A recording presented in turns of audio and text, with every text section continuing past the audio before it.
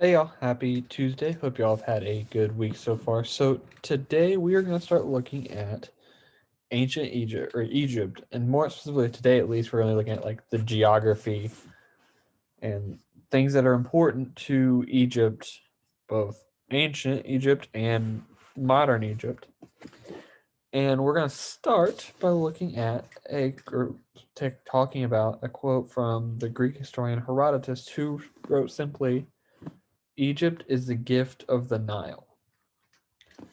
Um, Essentially, what he is saying is that without the Nile River, Egypt, the Egypt we know, the pyramids, all that fun stuff, wouldn't exist. And that without that Egypt is a gift from the Nile to humanity. Because without it, Egypt would not be able to function the way we know it to have functioned in the past and function now. So, um, what do you kind of think of when you think of Egypt? People, famous Egyptians, famous pharaohs, physical features, climate. Something that always threw me off was how long ago ancient Egypt was. Something we'll talk about down the road, maybe the end of this week, probably next week, is when the pyramids themselves were built and like how. And oddly enough, we still don't know exactly how the pyramids were built. It seems pretty simple now, but we actually don't know for sure how the pyramids were built. Something that I always wondered is why the Egyptians decided to mummify people, how that works, what purpose it served, that kind of thing. And we will actually go into a lot of detail on mummying people down the road. So these are some vocab terms that you will see frequently over the next few weeks. If you haven't already, I would pause this, go back to Canvas, and download the notes page. Um, I have some of these on the notes page for today if you want to use it. If you'd rather take your own notes, that is fine. We won't go over all of these today. These are just some of the ones that you might come across. You're going to come across here in the next few weeks, and so I thought I would put them on out here now so you all could kind of see them and be looking for them. So one thing that we need to know for sure is where exactly in the world is Egypt. So if you look,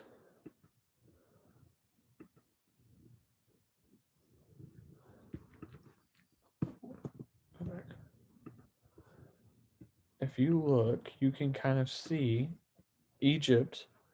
First off, Egypt is in Africa, and it is actually going to be.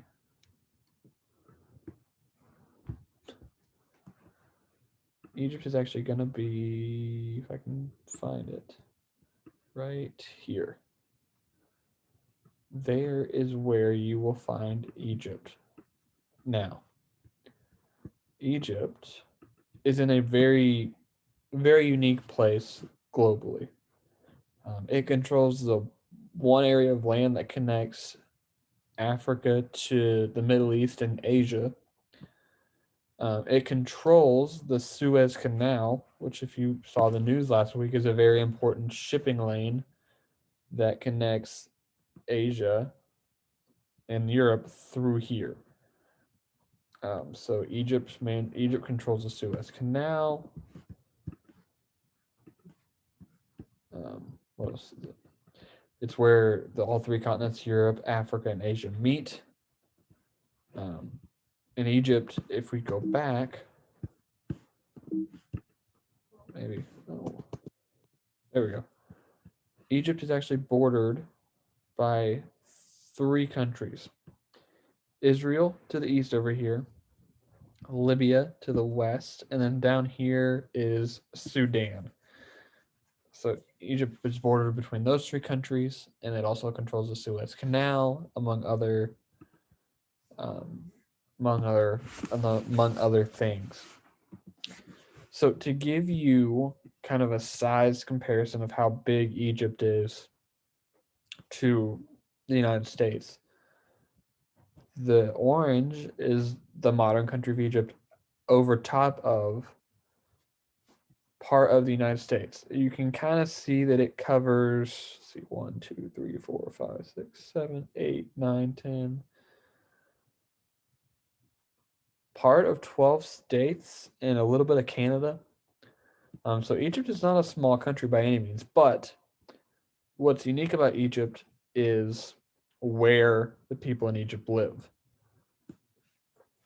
If you remember, we've looked at this kind of map before. This is a population density map of Egypt, and it shows you where a majority of the people in Egypt live.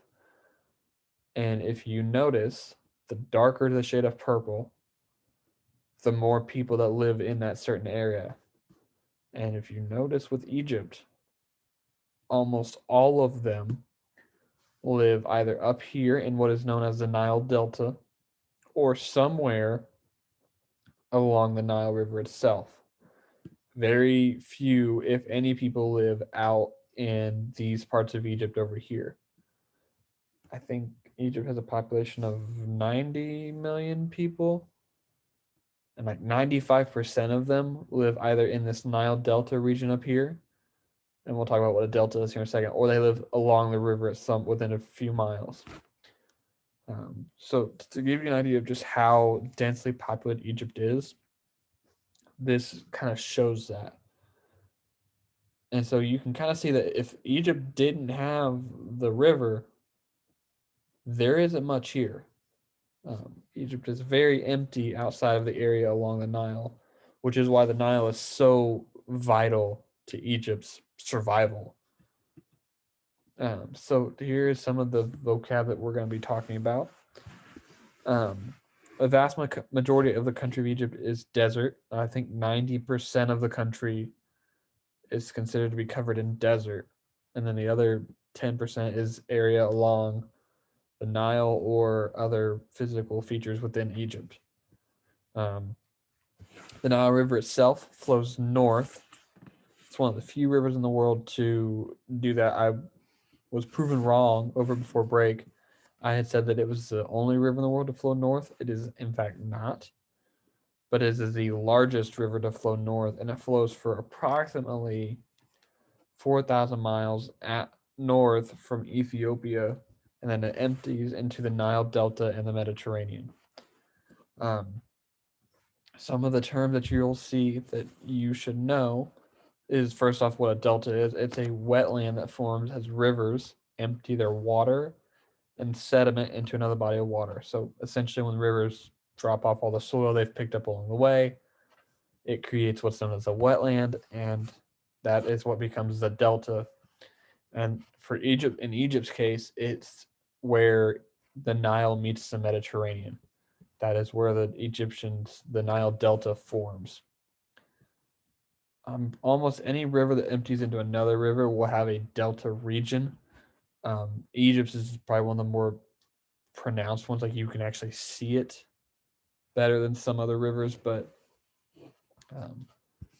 the Nile Delta is one of the more fertile places in the world, and Egyptians have used that to their advantage in the past.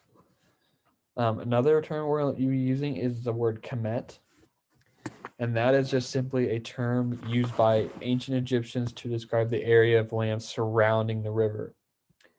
And it simply means black land. Now, this is actually a good thing because the sediment, the soil that the Nile leaves behind when it floods, turns the land along the river black, which is good because that soil is very, very good for farming, among other things. And so the Egyptians counted on the Kemet flooding every year and bringing that soil that they could then use to farm and grow the food they needed.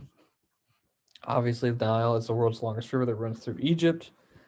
And then a cataract is something the Nile is also known for. It's a large waterfall that occurs in the middle of a river, and the Nile has several of those. So this is kind of stuff we've talked about a second ago. The Nile River flows north from its beginnings down in Ethiopia over here, 4,000 miles north to the Nile Delta in the Mediterranean. And its two sources are the Blue Nile and the White Nile over here.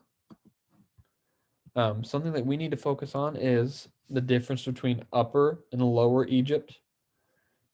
It's actually flipped from what you think it would be. You would think this would be Upper Egypt and this would be Lower Egypt, but they're actually flipped.